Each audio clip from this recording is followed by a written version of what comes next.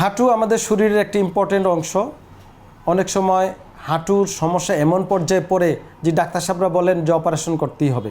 আমাদের যে কারণে হাঁটুর অপারেশন প্রয়োজন হয় বা রোগী বাধ্য হয়, সেটার মূল কারণ হচ্ছে জনসচেতনতার অভাব।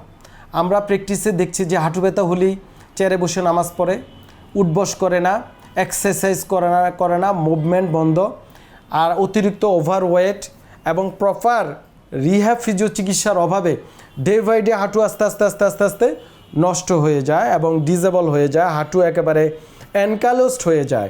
আমরা বলি আর্থ্রাইটিস হয়, সেটা ডেভেলপ করতে পারে 4 ডিগ্রি অস্টিওআর্থ্রাইটিস।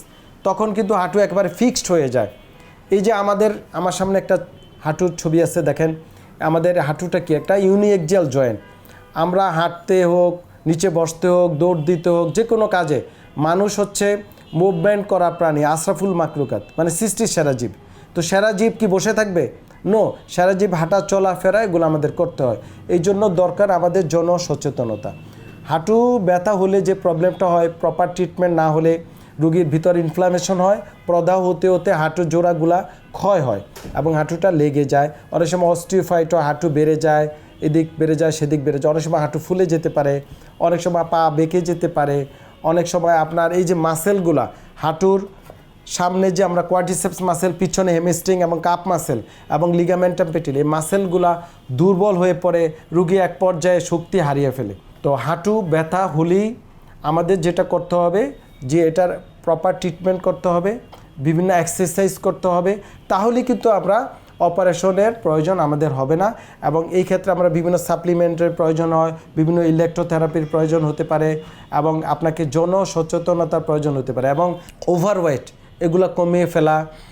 তারপরে অ্যাডভান্স বিভিন্ন আমরা থেরাপি এখন আসছে যেগুলা হাঁটুর অপারেশনের প্রয়োজন হয় না, যেমন PRP therapy, stem cell therapy, বিভিন্ন ইলেকট্রোথেরাপি, এগুলা আধুনিক চিকিৎসার অংশ। এই চিকিৎসাগুলো যদি আমরা কম্বিনেশনালি করতে পারি এবং রোগীকে যদি আমরা প্রপার গাইডেন্স দিতে পারি এবং যে কারণে হাঁটুর সমস্যাটা হলো সেটা যদি আমরা প্রিভেনশন করতে পারি, তাহলে কিন্তু হাঁটুর অপারেশনের প্রয়োজন হয় না। প্রতিটা কেসকে আপনাকে স্পেসিফিক ডায়াগনোসিস করতে হয় যে কেন হাঁটুর সমস্যাটা হলো। ব্যথা হলেই অপারেশন নো, হাঁটু ফুলে গেলেই অপারেশন নো।